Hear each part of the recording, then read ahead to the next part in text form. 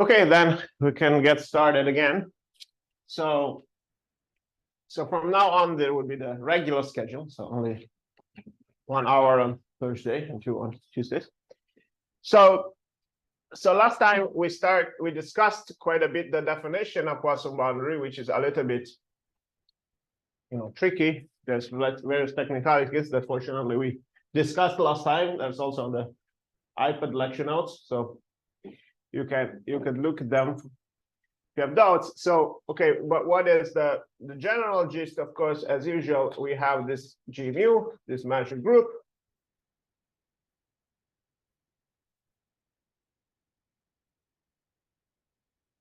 And again, we want the Poisson first order boundary is this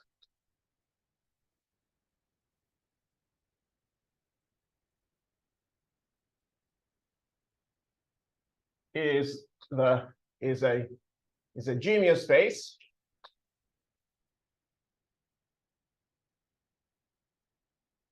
Call it B P Poisson mu P.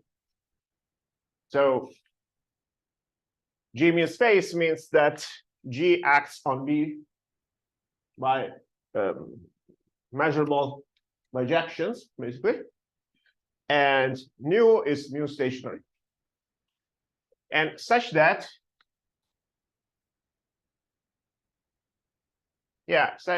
by definition there is this isomorphism between H infinity of G mu and L infinity BP mu P. And this isomorphism is also G equivariant. So there's action of G here. So right. So last time we saw a little bit like sort of a construction, even though again, even the sort of construction is quite indirect. So let's finish the idea, the details about the construction and the existence. So what is the main idea? The main idea was that you have your space omega, which is the space of infinite sample paths, with this P, which is this measure, yes, the probability measure associated to this random walk on the space of infinite sample paths, and you take a quotient by this T. So T is the shift in time, right? So T of Wn is Wn plus 1. So T is a shift in the location of the walk. And the tricky part is that we have to take not just the quotient as a set for the orbits of this. So the idea is that you identify two paths if after some finite number of steps they are the same, right? So there is a equivalence relation between Wn and let's call it T, Wm and prime, if there exists H and K such that Wn plus K equals Wn prime plus H for every n. So this is the naive identification. Again, if you have two paths that they coincide after finitely many steps, and then they coincide forever. So for instance, from this point onwards, then of course they must converge to the same boundary point, whatever that boundary point is. But the tricky part is that if we do the quotient, just normal set theoretic quotient, then this space here is not nice. It's not a Lebesgue space. And so we cannot apply any of the classical measure theory techniques. So we have to take, this quotient in the sense of Rochlin. So there is this notion of measurable envelope, which is you enlarge this equivalence classes. And well, you enlarge it just so much that that this quotient is indeed the belt space. And so that's why the theory of Poisson boundary is hard, is because the passing from this equivalence relation, which is very easy to understand, to this type of quotient is somewhat indirect. It's really sort of mysterious. It exists for some very category theoretical or whatever principle, but it's not really constructive at all. And so that's why this is that's the part that makes the theory of Poisson boundary hard.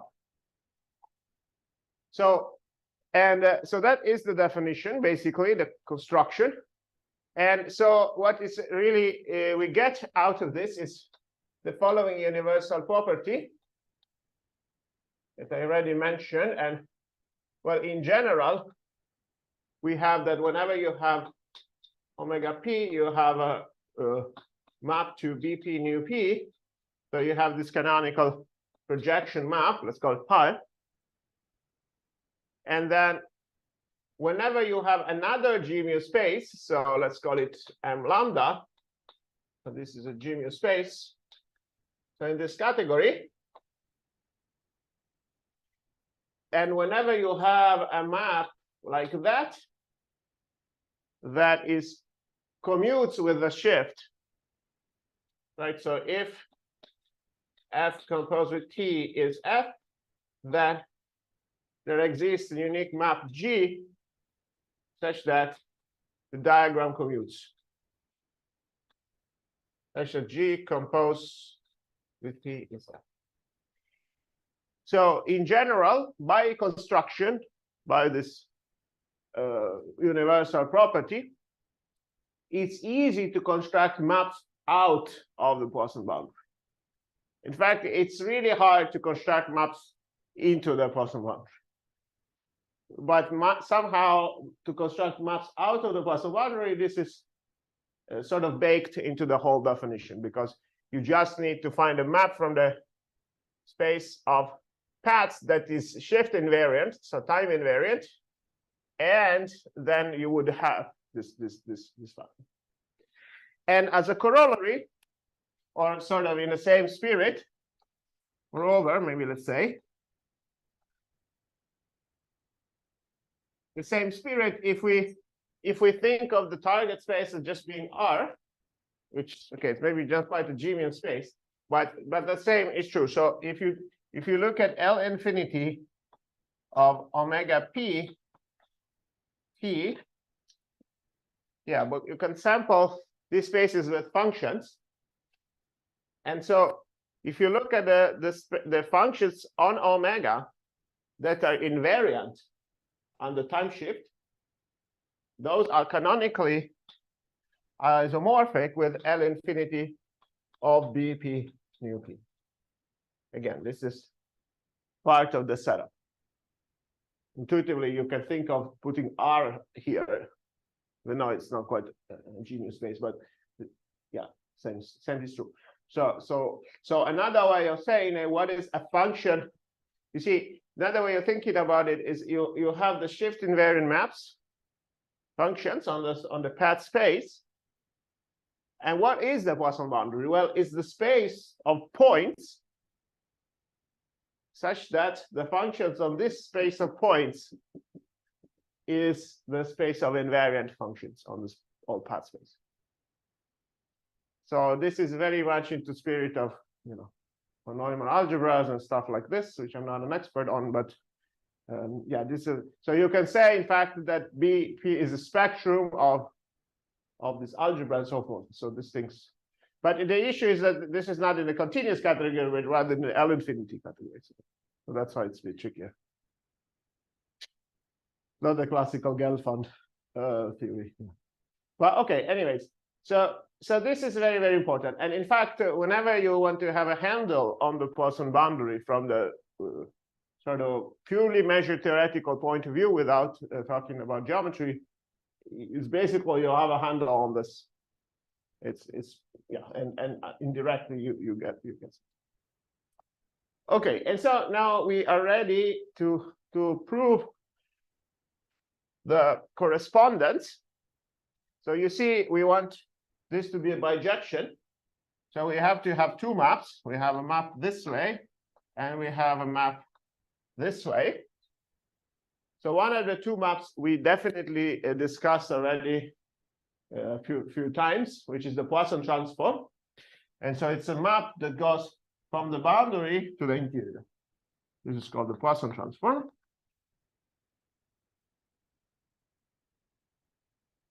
And we denote it by phi, I think. And then now we have to also discuss what is the map going the other way, which we call the inverse Poisson transform. And we denote it by lambda. So recall in the geometric situation, like classical complex analysis situation, this is a convolution with a Poisson kernel. And that's why we discussed how to transform this for any group action. And what is the other way? Well, the other way is you're taking a limit. And you, for instance, you could take a limit along the round wall. So you start at the origin, you want to know what is the boundary value of the function at infinity at this point. Well, you take a walk that converges to this point, and you're taking the limit of the function along the walk, and you assign it as a function at that point. That's the idea. And so in general, we can indeed do more or less the same using martingales.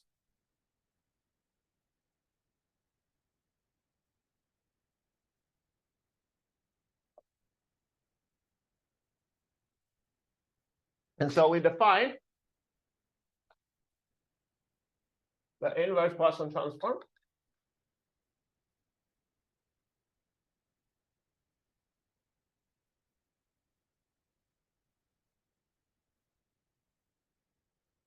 Lambda from H infinity G mu into L infinity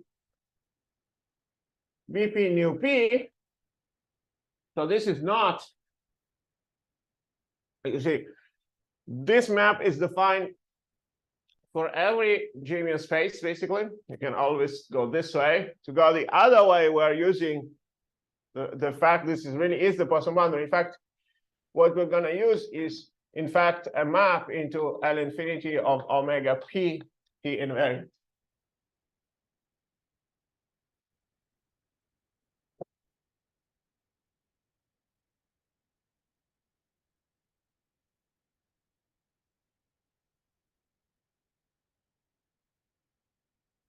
Okay, so how do we define this? Well, we take H, which is a harmonic function, and we consider, again, we consider the class. So what is, right, this is a function which is invariant. So we consider omega, let's say, yeah, we consider omega in omega, which is Wn, and we define lambda of H as the limit, then goes to infinity of H Wn.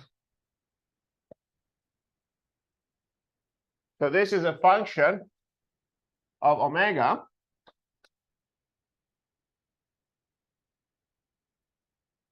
So the limit exists almost surely. Why?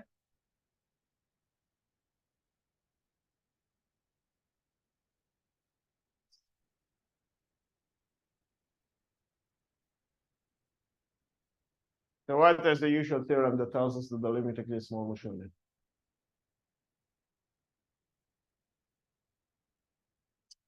Yeah, by the martingale convergence, because you see H is harmonic. So we can check. We already checked, I think, that in the same thing, that you see Xn equals H of Wn is a martingale. I think we already did exactly the same calculation, because H is harmonic. So the expectation of H Wn plus 1 given Wn is the same. So okay, and so it converges. and it's bounded because H is bound. So it converges almost surely by the martingale convergence theorem. Okay. So that's nice. And so this gives us a function. Okay. Now this a priori gives us a function on omega p. However, we want to say that this function is in omega pt because it's invariant. And why is it invariant? Well, it's obvious because this is a limit, right? So since the definition star has a limit for n goes to infinity, then lambda h is invariant. So lambda h of t omega is the same as lambda h of omega. And so indeed, so lambda h belongs to L infinity. Of course, the bound is the same as the bound for h of omega p t, which is the same as L infinity of bp nu p. So this is defined. And now what we have to show is that indeed these two functions are, two transforms are inverse to each other.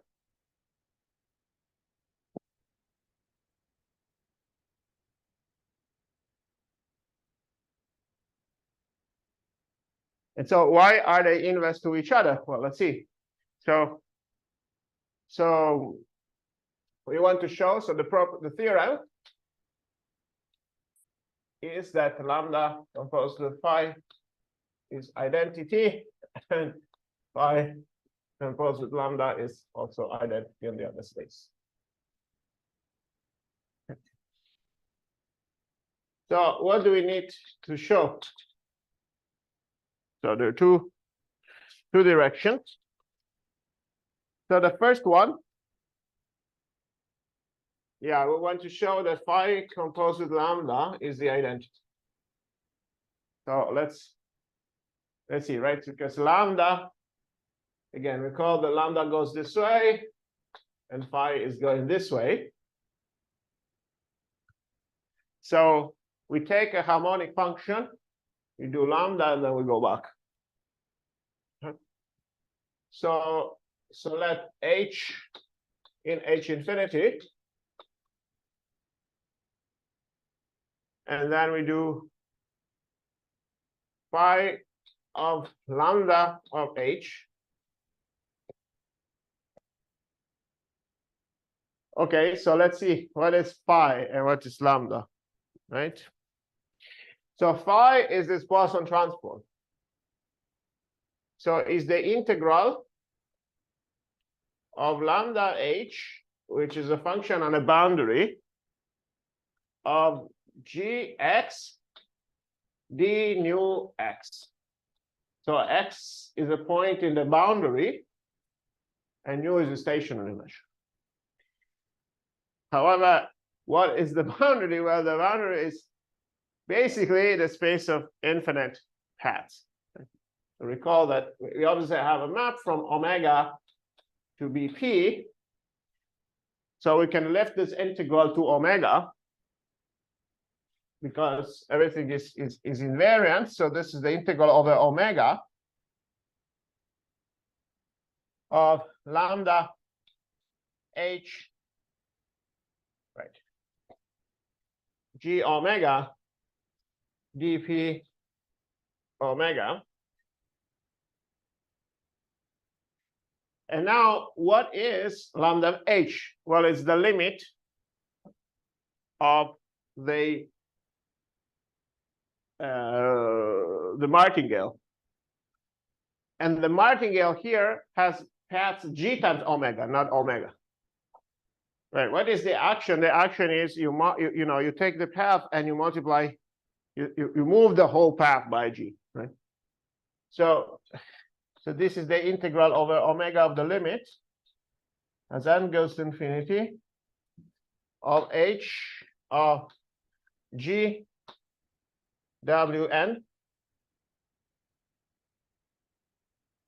right?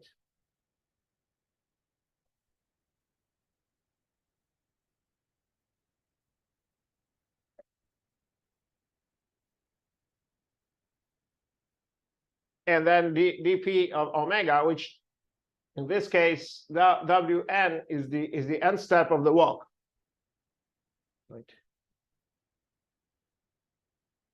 Yeah, we can still say dp omega if we want to say on the infinite paths, but indeed it only depends on the first n steps of this path. So okay, now we can apply dominant convergence because h is bounded. So this is the limit as n goes to infinity of the integral over omega of h of g, well, omega n. We can call it maybe h, or no, h is probably not not the best. We call it k, and the associated measure is mu n, is d mu n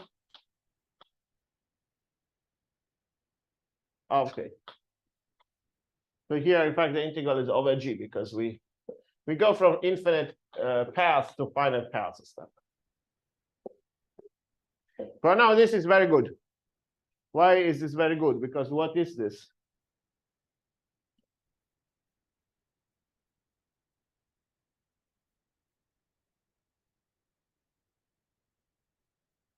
So recall that h is harmonic. So you take in gk, and you're averaging with respect to k. We do the n step averaging, but it's the same, right? So this is h of g because h is harmonic.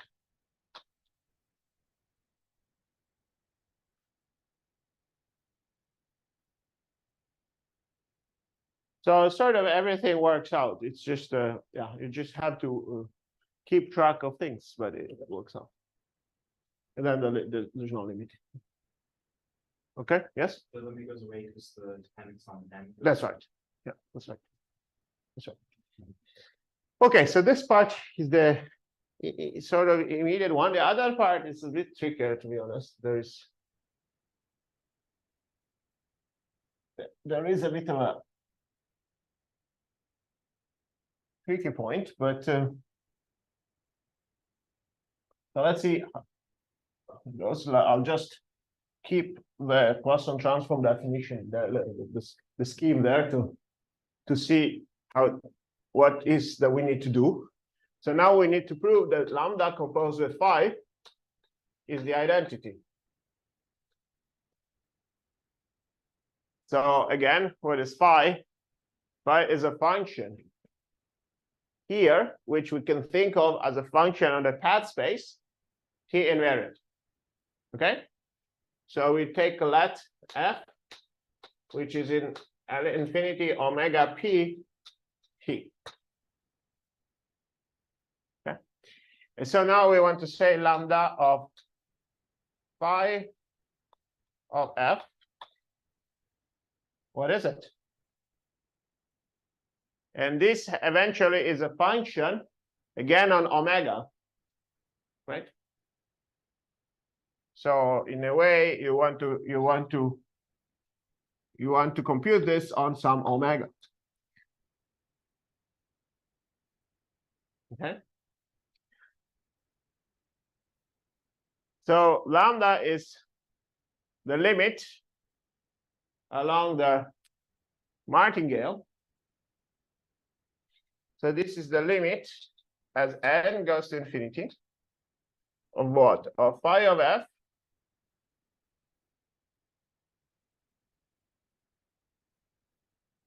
And we're taking, yeah, we're taking Wn. Right?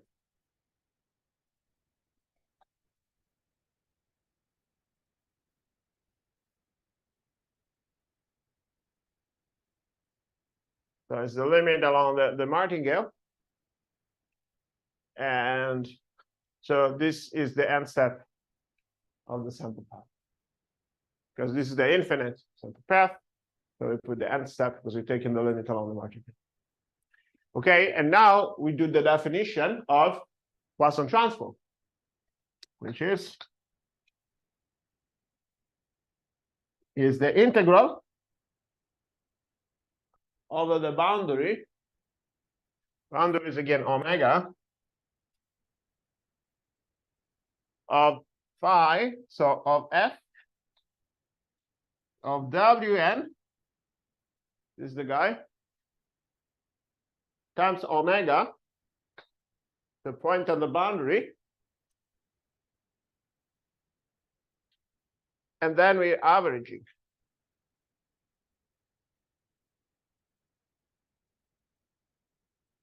Right?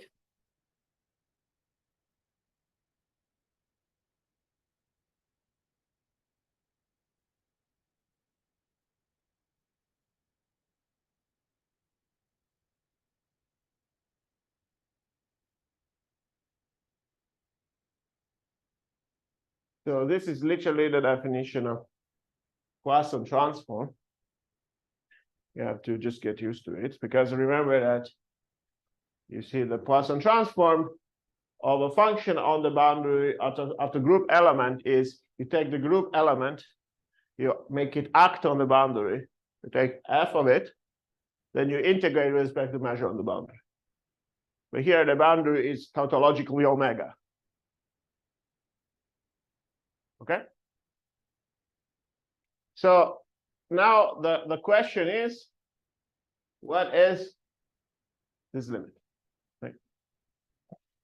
So the trick, yeah, so that's the slightly tricky part. So recall, right? So you see that psi would be a point in VP. So meaning that psi is a class of infinite paths. For instance, is the class of the infinite path of the. So this is omega. Okay. So in fact, maybe we can, yeah, we have to change, use two variables. This is W, and this omega is another copy, is another infinite sample path. Right? So let's call omega, it's, you know, I don't know, UN.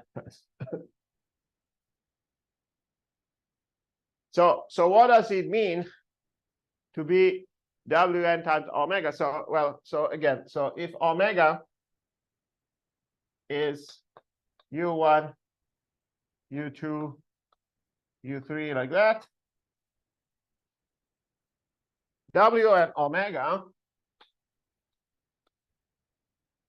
is Wn U1, Wn U2, Wn U3, like that.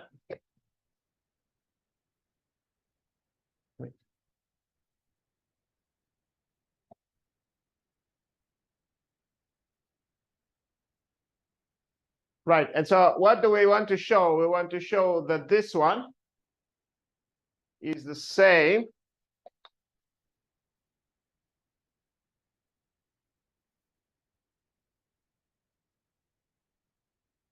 as f. Yes, basically, yeah, basically f of Wn. Or the class level, because so f is a function on omega, but it's the invariant, so the class level. Wait, I thought Wn converges to omega in the first step. In which step? When we wrote, which is the first step when we wrote change omega to WN. WNC because they converges to omega, Yeah, that's right. but we're rewriting omega as a difference. Well, I guess we should not call this omega, maybe. We can call it something else. Eta. Oh, that was not the same omega. Yeah. Yeah. So maybe, maybe it's a good point. Let's use another. Yeah.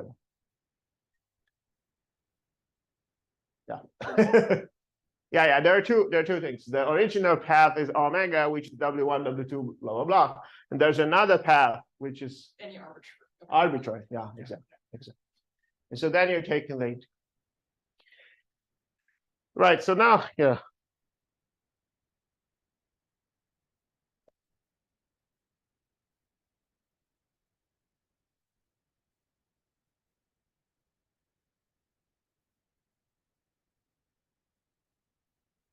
Yeah.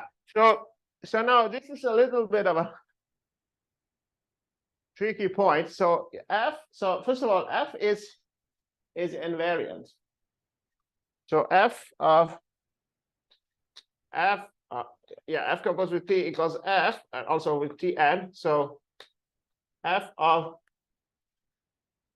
omega, so W1, W2, Wn, like that, is the same as F Wn plus 1, so forth.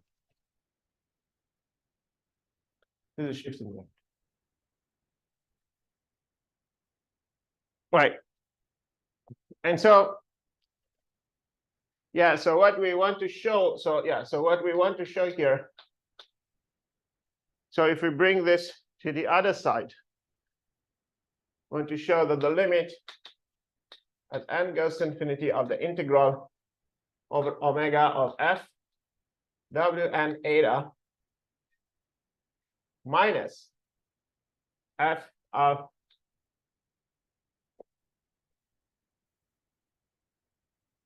we could call it omega, I guess. dp eta. That's 0.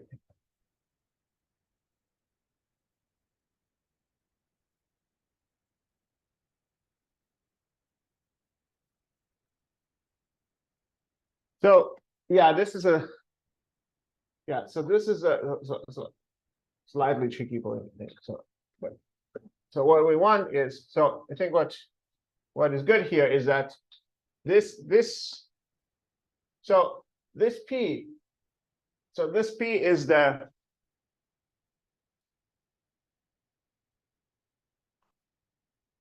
probability of the random walk.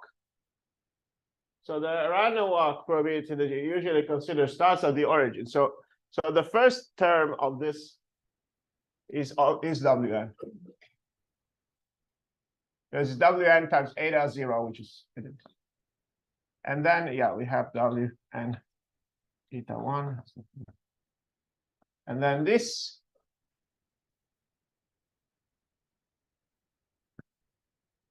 Yeah, this one we know that omega starts. Yeah, so this since this is invariant, we can make it start with this.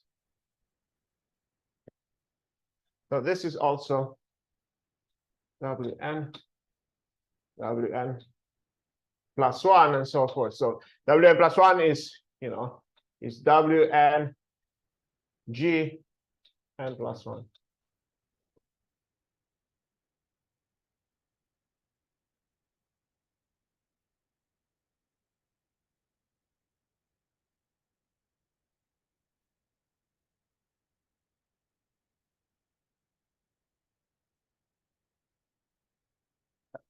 So now this, honestly, there's a tricky point, which I'm not sure how to resolve all these points, but this.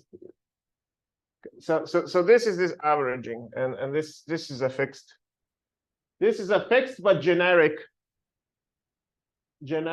element, and then this is the integral. I mean, of course, intuitively, you would say that almost every path like that converges to yeah, this should converge to f of omega. I mean, intuitively you would say that Wn converges to psi, and so f of Wn eta converges to f of psi.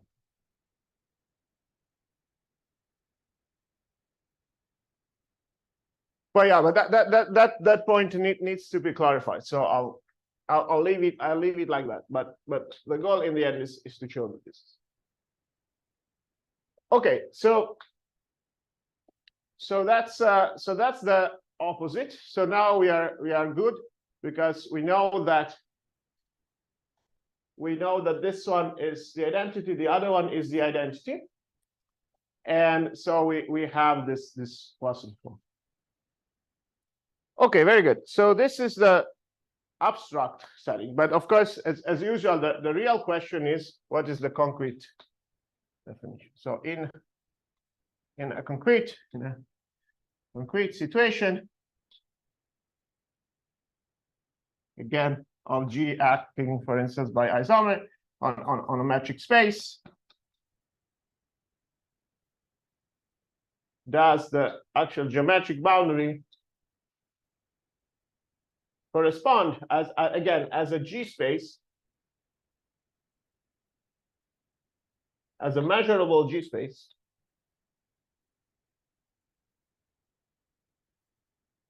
to this cluster. And so in order to do this, well, one needs more stuff. So one needs the entropy theory. So the entropy theory has as goal to give some more, concrete quantitative criteria for this identification, because otherwise, as you said, this is very, very general and abstract, and everything is somewhat indirect.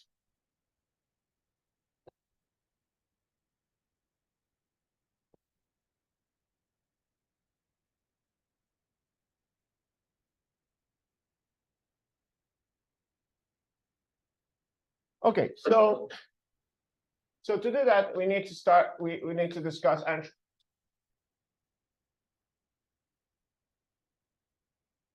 And so the entropy theory for NWOX basically was introduced by Kajmanovic. And well, Kajmanovic-Vershik in the 80s, in 83, the first paper. There's also another approach by Deryanik about the same time. They're somewhat equivalent, but yeah, somehow the Kajmanovic one is more well known, but they're somewhat similar. Okay, so first of all, what is the entropy? Okay, this one you also saw in the problem sets. So given a measure mu,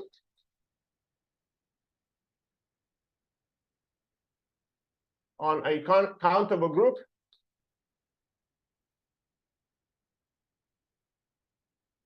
G, we define its entropy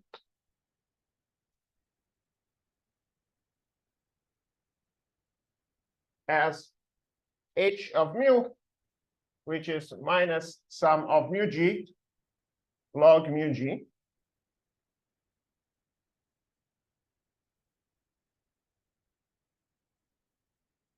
So why do we do this?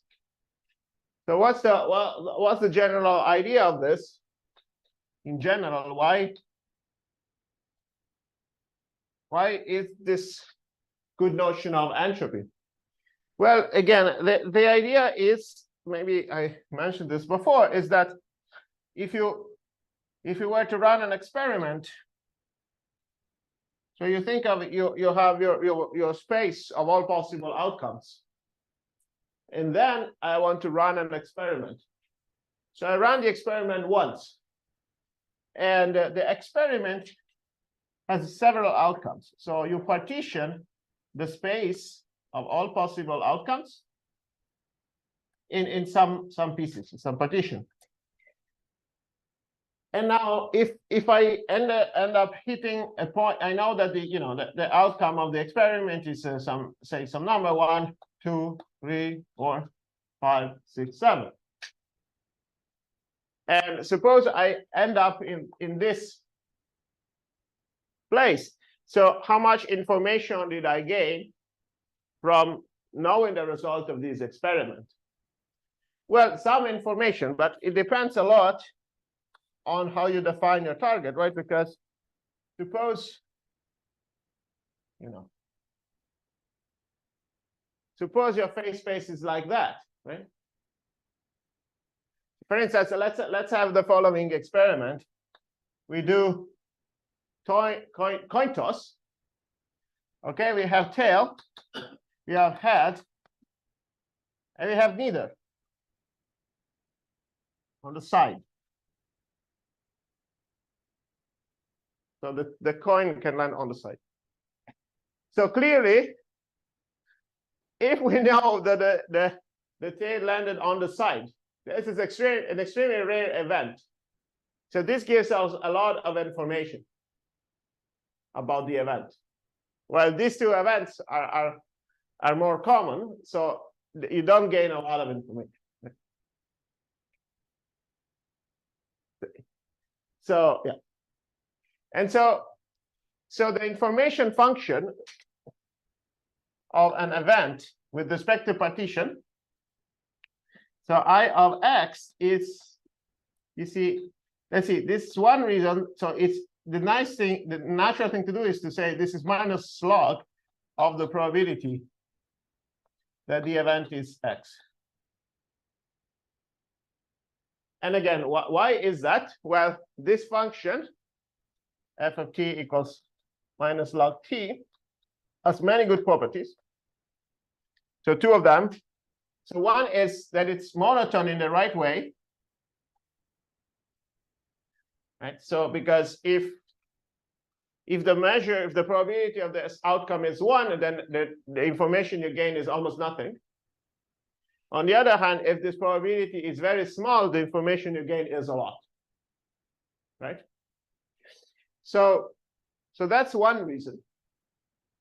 The other reason is because of the multiplicative property of the logarithm, which is also tends to be one of the reasons why we use logarithms in mathematics. So because if you do two experiments, so suppose you see you have x and y are independent variables. So I run an experiment one day. I look at the tail and head, and then I look at another thing, maybe I don't know what the value of the coin, if it's like 50 cents or 25 cents or $1. So you get another partition. And then so you have two pieces of information. But then of course if they're independent, the probability that x equals x and y equals y is the product. Right?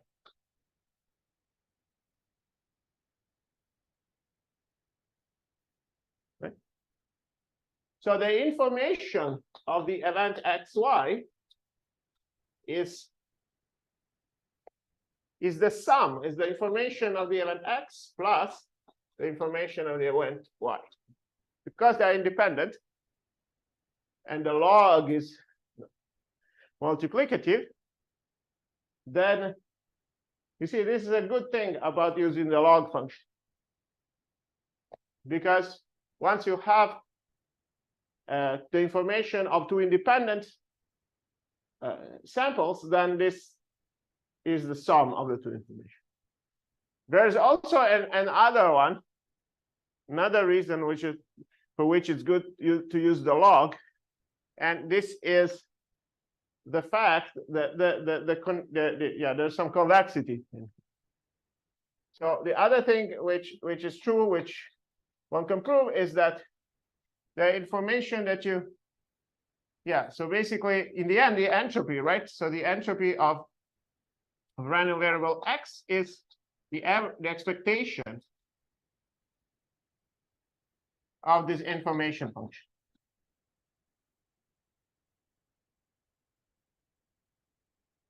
Under the same measure, distribution perspective.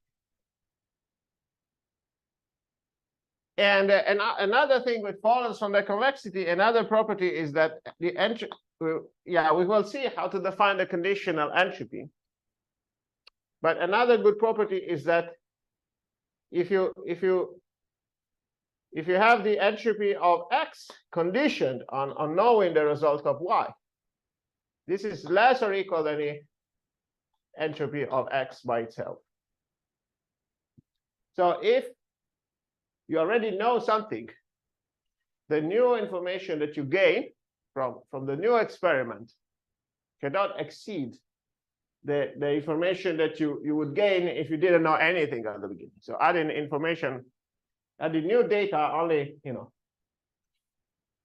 can only increase the information. So that's good properties intuitive, and that has to do with the fact, with the convexity property of the logarithm. Okay, this you can put. So there are three reasons. In fact, I tried to weaken this, and it's hard to weaken this in a reasonable way. To change the log into some other function. Of course, if you want this, then you have to take the log. But even if you want some weakening of this, well, maybe you can try to change the function, but it's not easy to find a function that has all the good properties. Okay, so this is just a basic intuition behind entropy. But okay, for random walks, so we have this. The experiment is the outcome of the random walk, and then so we say definition. We say mu has finite entropy.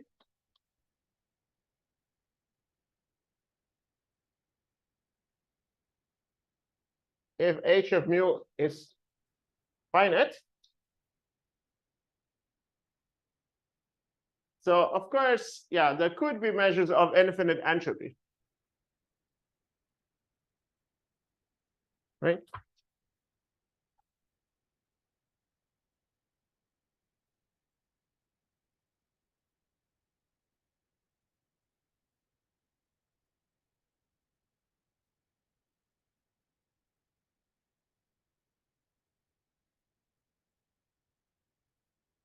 For instance, let's see. If we take a measure like this, so if you take mu of k to be some constant to make it finite, 1 over k squared log square of k, or of k plus 1 on z.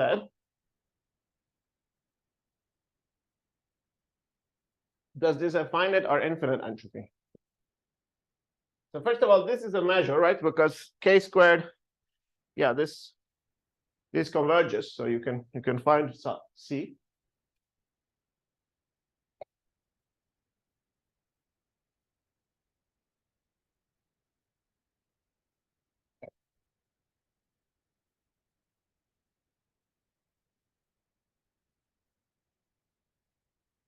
And what is the entropy of that?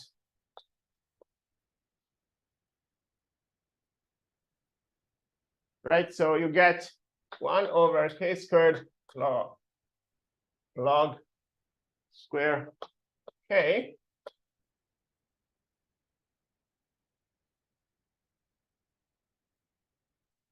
times log of this, which is roughly log k.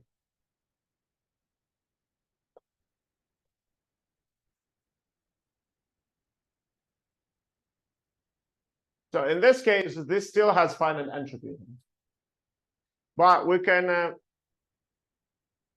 we can modify this. So right, so this is like sum over log k. Sorry, 1 over k squared log k. So this is finite, even though it has some tail. But then I think we can modify this a little bit more to make it infinite entropy. So how do we modify it to make it infinite entropy?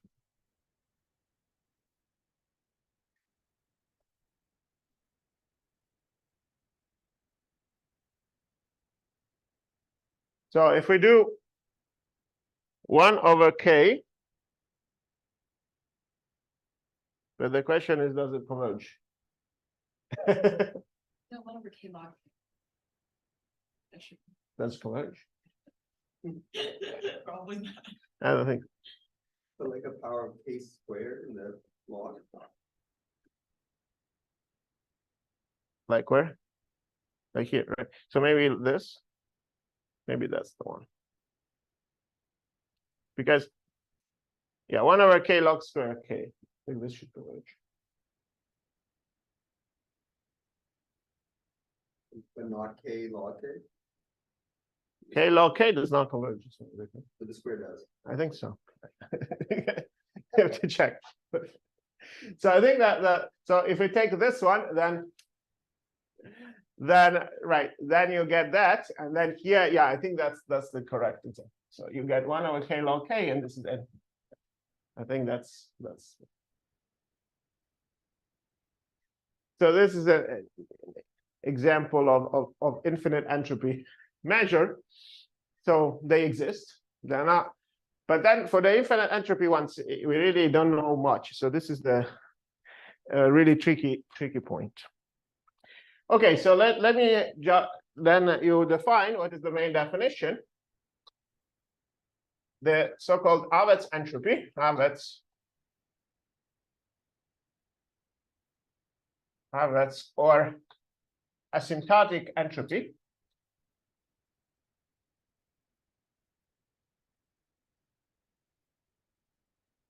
is small h of mu, which is the limit as n goes to infinity of h of mu n. So this is taking the convolution of mu with itself over n. So it exists if h of mu is finite. And the reason why it exists, well, this is one of the problems, but it's just that you can apply Fichetti's lemma. So in fact, you can check that h, if you set hn of mu to be h of mu n, then h of n plus m is less or equal than h of n plus h of m for every m. So yeah, this is not particularly hard to prove. So, but this is the one of the problems. So again, so this could be 0, for instance.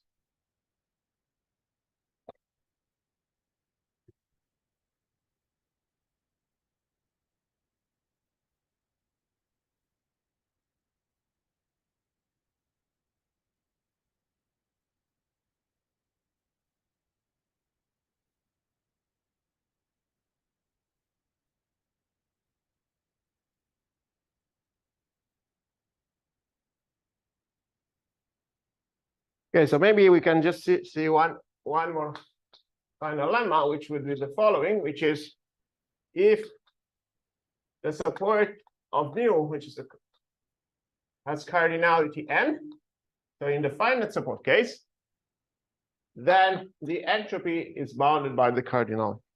Then h of mu is bounded by log n. This is a type Jensen's inequality type of thing. So if mu, so note that if mu of g is 1 over n for every g in the support, well, h of mu is what? Is the sum of 1 over n log n, which is log n.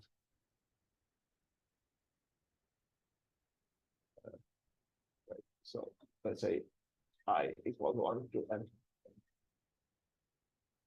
So clearly, this also shows that the maximum possible value of the entropy is when the measure is uniform.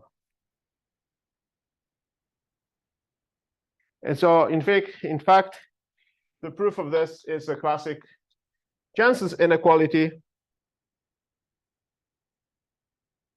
we know that by the concavity of the log,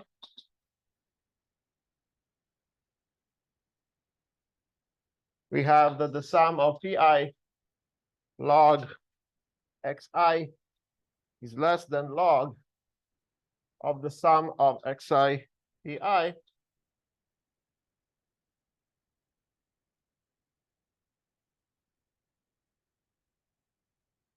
right, for when you have the sum of the pi's is 1.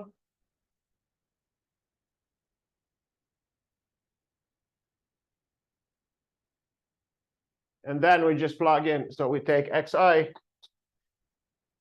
to be 1 over mu of gi and pi to be mu of gi. And so here we have that the sum of mu gi log 1 over mu of gi, which is indeed the entropy, is less or equal than the log of the sum of xi pi. You count 1 every time. Now let's go start with the log.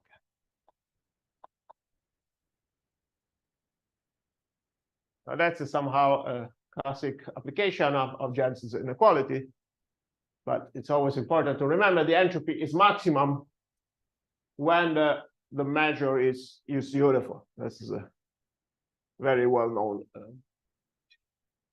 fact in dynamics and analysis and probability. Okay, good. So yeah, so we're done for today. See you on Tuesday.